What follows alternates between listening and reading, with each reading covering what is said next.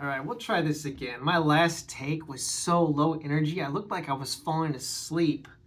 But welcome back to my channel. Last time I talked about Blade Runner by Ridley Scott, the film from 1982. And today I'm going to talk about the book that inspired it. Okay? That movie's not really an adaptation. The book is a whole thing unto itself. Now, this book was published in 1968. And in case you're wondering, this version here that I have, this is the Library of America. They put out a 3-volume set of Dick's works, and this has 4 novels of the 1960s. I previously read and reviewed The Man in the High Castle. Today I'm talking about Do Androids Dream of Electric Sheep. But the 3 Stigmata, Palmer, Eldritch, and Ubik are also in this collection. The novels are all around 200, 220 pages in that, ballpark.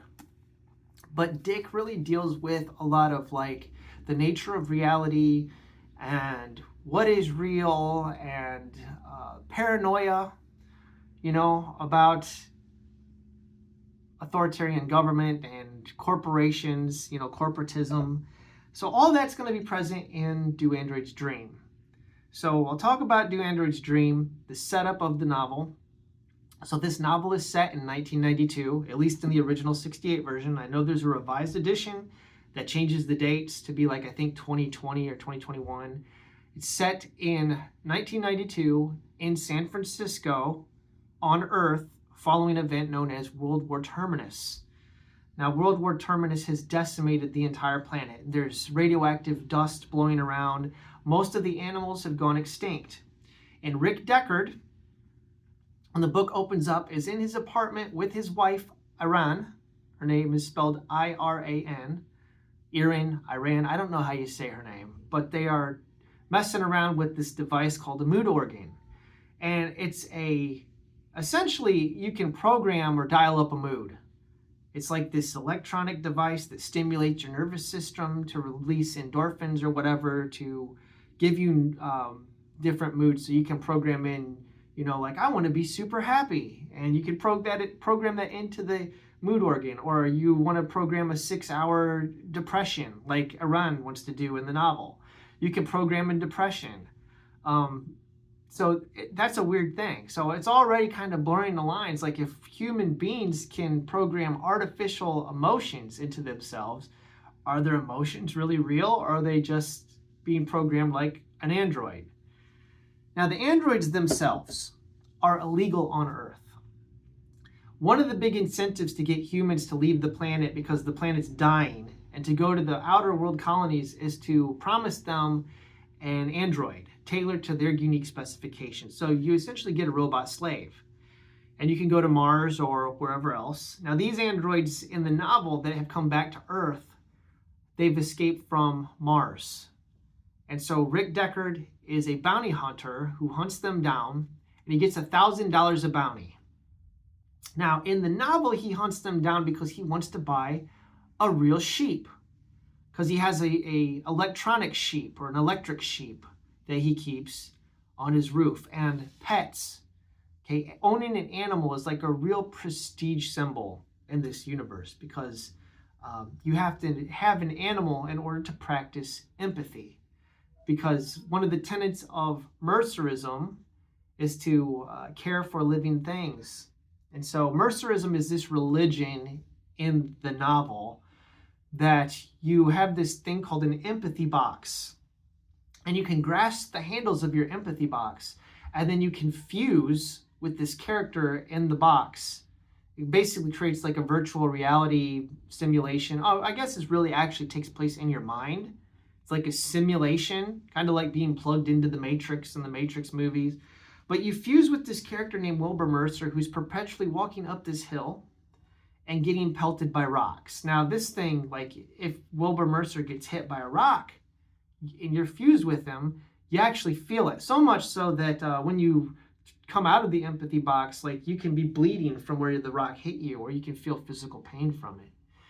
But the other weird thing about it is that since humanity is so sparse, there aren't very many humans left on Earth. This is one of the things that's different from the movie.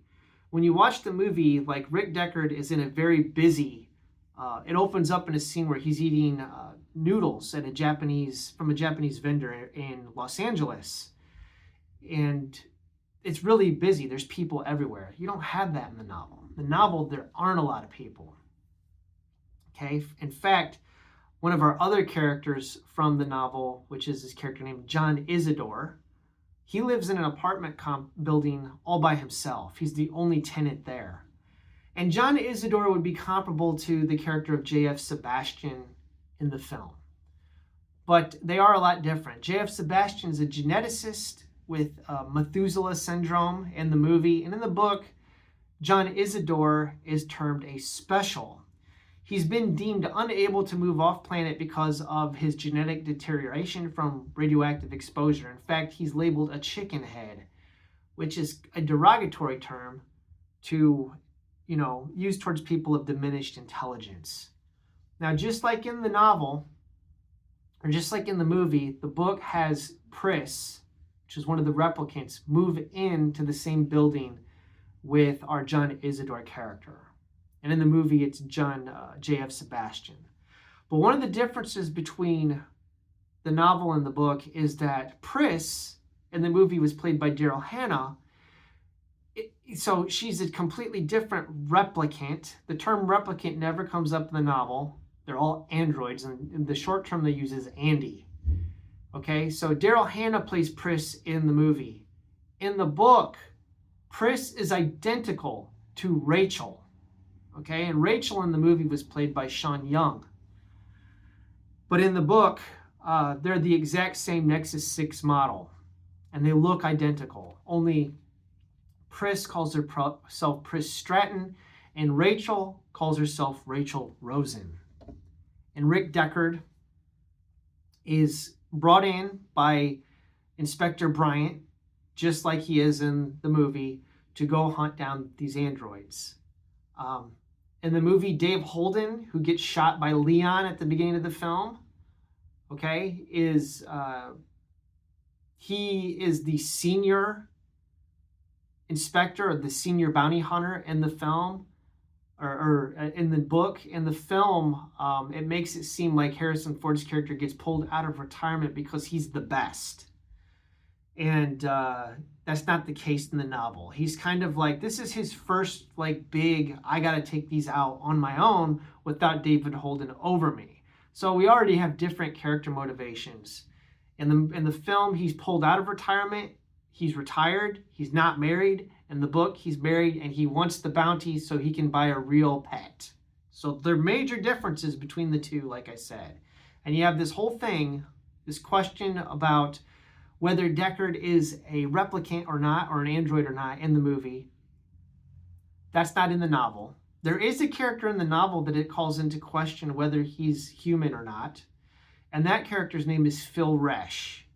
Now, Phil Resch is another bounty hunter. I think the Phil Resch chapters are really interesting, but it never comes into play in the movie. Because Phil Resch, Deckard doesn't like him. So, is he an android or not? That's one of the things is going to pop up.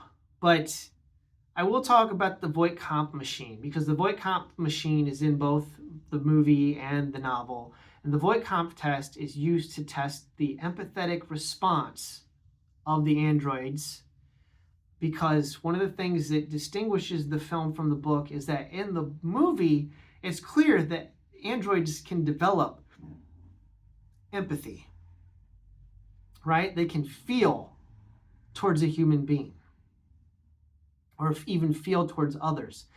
In the novel, androids are completely devoid of empathy. They have emotions, but they cannot empathize with a human being, with a living animal, or even with other androids. They can feel strong emotional responses, but they cannot empathize. Philip K. Dick's inspiration for the androids in the novel were SS German officers from World War II, because he read a lot of material about the Holocaust, and he read diaries of SS officers while researching for The Man in the High Castle. That's one of the reasons why he never made a sequel to that book, because he said he just could not get back into there. And he said these people they have no empathy. And so that gave him the inspiration for his androids. So that's what they are. So people, I don't understand. In the movie, I can understand empathizing with the androids. I can. I can understand feeling for them. But people that read the book and feel bad for the Andes, like, no, they're monsters. I mean, they are monsters. The book kind of plays with you because it makes you feel bad for them. Then it does something horrific that you're like, no way, no. So I think our most innocent character in the novel is John Isidore, and he's almost like a co-lead character. So you've got Decker and Isidore, and the chapters will switch back and forth between them. And Harrison Ford is really charismatic in the movie. And in the book, I think that Deckard is more of a nebbish character. He's more of a sad sack in the book. But the book really delves with this whole question of reality. Like, is anything real? And does it matter? Because the thing that separates the humans from the androids is the capacity to empathize. And I'm going to try to wrap this up. Don't worry, I'm going to try to wrap this up shortly and not drag this out for 45 minutes. I could talk about this book for like 2 hours. I'm not going to do it. But this is one of those books you really want to talk about with other people after you read it because it's got so many interesting questions. Now, I will say this. If you're looking for an action-adventure story, you're not going to find it here. The action is really anticlimactic. And I think the book goes on 2 chapters longer than it should have. So it doesn't really have it doesn't really stick the landing, at least for me. I think the movie's got a better ending. But the movie, again, is its own thing. But getting into these questions of empathy, what does it mean to be human? It's the capacity to have empathy for a human, another human, or for an animal. And that's what the religion of Mercerism is all about, is about practicing empathy and having this collective human experience where everybody fuses together through their empathy box into like a collective consciousness where everybody can feel what everybody else is feeling. The reason why this is important is because since there's so few people on Earth really using this device is the way that somebody like our John Isidore character who lives alone can even experience human interaction. And it doesn't matter where you're at. Like the people that are on the colonies have these empathy boxes too. So when they fuse with it, the people on Earth and the colonies all become like this one collective consciousness fused with Wilbur Mercer. Weird stuff. Sure, it comes out of that hippie drug culture because, you know, Frank Herbert with his spice orgy in Dune had the collective consciousness thing that when you drink the water of life, you have in your siege, you got the spice orgy and all of your collective consciousness is fused together. That's the empathy box fuses all the consciousness of humans together here. But there's this character named Buster Friendly and his friendly friends who's on television like almost 24 hours a day. It's like the only program on and everybody watches it. And then he calls in to question whether Mercerism is real. It says that Wilbur Mercer's a fraud. And that's a big thing in the book because you got to question to yourself, does it matter that the religion is fake or not? You know, and this to me is like, well, people that are in religious cults and whatnot, you can walk up to them and say, look, your cult is completely false and here's 100 reasons why, and they don't care. And I think the book's kind of the same way because does it really matter? Because emotions are so powerful that like this whole thing about does it matter whether it's real? Does it matter whether the animal that you're taking care of, whether it's a real animal or whether it's a fake animal? Or is it really about how you feel about it? That's something like, and is that even real? Are your feelings even real if you can program them on a mood organ? Now, obviously, we don't use, mood organs, but we do use, a whole variety of pharmaceuticals to regulate our moods. There'd be even caffeine. Caffeine is a psychotropic drug. Like it's a stimulant. Alcohol is a depressant. But there's a reason why people use drugs and why they're in everything. So is the way that I'm feeling right now, even my real emotions, because I've been drinking caffeinated beverages. This is all stuff that this book's got me thinking about. So I just think that there's a lot of meat in this book. If you like philosophical stuff and then you like these really heady ideas about the nature of reality, and, one of the things that's clear from the book is that humans can develop empathy for androids, but androids cannot develop empathy for humans. So I don't feel sorry for the Andes in the novel because I think they're monsters. Whereas, yeah, Roy Batty at the end of Blade Runner, yeah, I feel bad for him. I feel bad for Rachel in the movie, but this ain't your Rachel from the movie. This Rachel is completely different. I'll name a few more of the big differences right before I sign off. One of the final differences I'll wrap up is that the Rosen Association, the people that build the androids in the novel, the Nexus 6 androids. In the movie, they changed it to Tyrell Corporation, probably to avoid any charges of anti-Semitism. But I really enjoyed this read. Philip K. Dick is always there to mess with your mind, make you think about really weird, interesting stuff. So I enjoyed it. I recommend it. But I realize Philip K. Dick ain't for everybody. So I'm just going to wrap it up there. So thank you for watching. And next time, I think I'll talk about Blade Runner 2049. I've only watched that movie one time. I didn't care for it. I'm going to give it a rewatch and see how I feel about it, having just read the book, and see if it picks up on anything from the novel that I felt was left out of the original book, because my brain's fuzzy on that film. But I probably will talk about Ex Machina, the movie, at some point. If you've never seen Ex Machina, it was an A24 production from 2000, I think it was 2014. And that's really more into that Philip K. Dickian mind space as far as androids. It's a really small scale movie. I think it's really interesting. And personally, I liked it a whole lot more than Blade Runner 2049. But I'm going to give Blade Runner 2049 a rewatch. I'll probably watch Ex Machina again, and I'll talk about both of those in the upcoming part of this Blade Runner series that I've been doing here. So I will leave the Blade Runner, movie review here. It's not really much of a review. It's basically just me talking about my exposure to it for the first time. So right here, if you haven't seen it, check it out. And then next time we'll talk about Blade Runner 2049. Thanks for watching, and have a wonderful day.